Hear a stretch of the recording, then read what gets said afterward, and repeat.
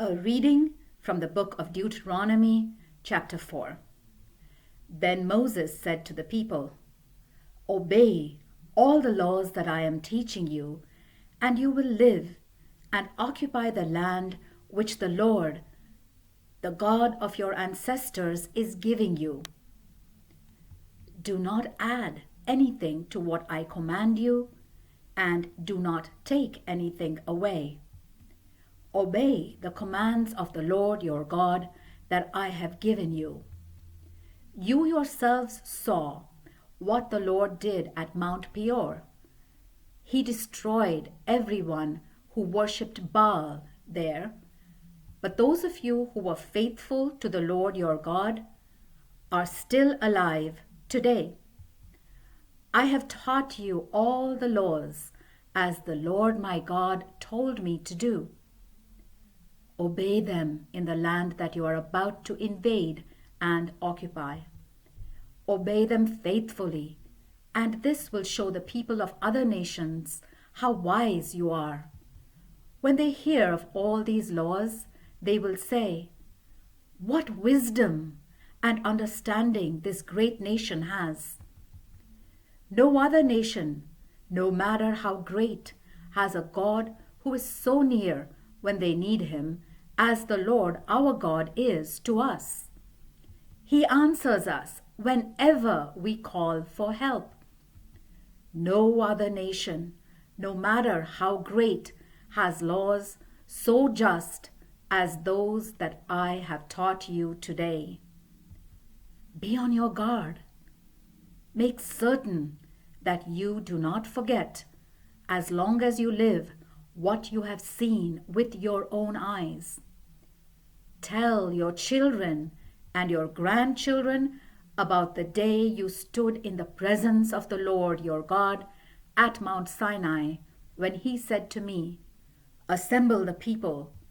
I want them to hear what I have to say, so that they will learn to obey me as long as they live, and so that they will teach their children to do the same.' Tell your children how you went and stood at the foot of the mountain, which was covered with thick clouds of dark smoke and fire blazing up to the sky. Tell them how the Lord spoke to you from the fire, how you heard him speaking, but did not see him in any form at all. He told you what you must do to keep the covenant he made with you. You must obey the 10 Commandments, which he wrote on 2 stone tablets. The Lord told me to teach you all the laws that you are to obey in the land that you are about to invade and occupy. When the Lord spoke to you from the fire on Mount Sinai, you did not see any form. For your own good, then, make certain that you do not sin by making for yourselves an idol in any form at all, whether man or woman, animal or bird, reptile or fish. Do not be tempted to worship and serve what you see in the sky, the sun, the moon, and the stars. The Lord your God has given these to all other peoples for them to worship. But you are the people he rescued from Egypt, that blazing furnace.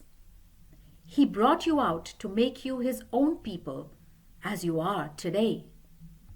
Because of you, the Lord your God was angry with me and solemnly declared that I would not cross the Jordan River to enter the fertile land which he is giving you. I will die in this land and never cross the river, but you are about to go across and occupy that fertile land. Be certain that you do not forget the covenant that the Lord your God made with you.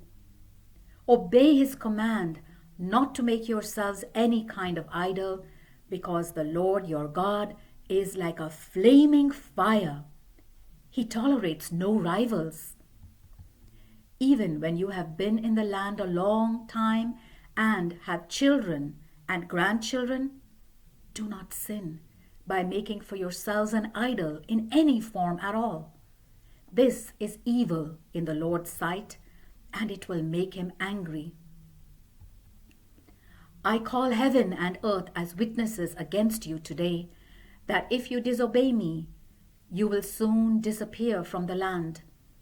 You will not live very long in the land across the Jordan that you are about to occupy. You will be completely destroyed. The Lord will scatter you among other nations, where only a few of you will survive. There you will serve gods made by human hands, gods of wood and stone, gods that cannot see or hear, eat or smell. There you will look for the Lord your God, and if you search for him with all your heart, you will find him. When you are in trouble and all those things happen to you, then you will finally turn to the Lord and obey him. He is a merciful God. He will not abandon you or destroy you, and he will not forget the covenant that he himself made with your ancestors. Search the past, the time before you were born, all the way back to the time when God created human beings on the earth. Search the entire earth. Has anything as great as this ever happened before? Has anyone ever heard of anything like this? Have any people ever lived after hearing a God speak to them from a fire, as you have? Has any God ever dared to go and take a people from another nation and make them his own, as the Lord your God did for you in Egypt? Before your very eyes, he used his great power and strength. He brought plagues and war, worked miracles and wonders, and caused terrifying things to happen. The Lord has shown you this to prove to you that he alone is God, and that there is no other.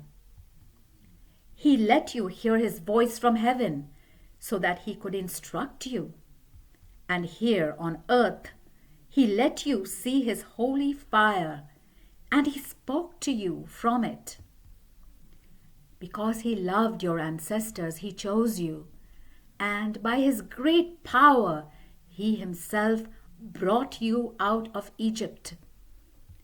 As you advanced, he drove out nations greater and more powerful than you, so that he might bring you in and give you their land, the land which still belongs to you.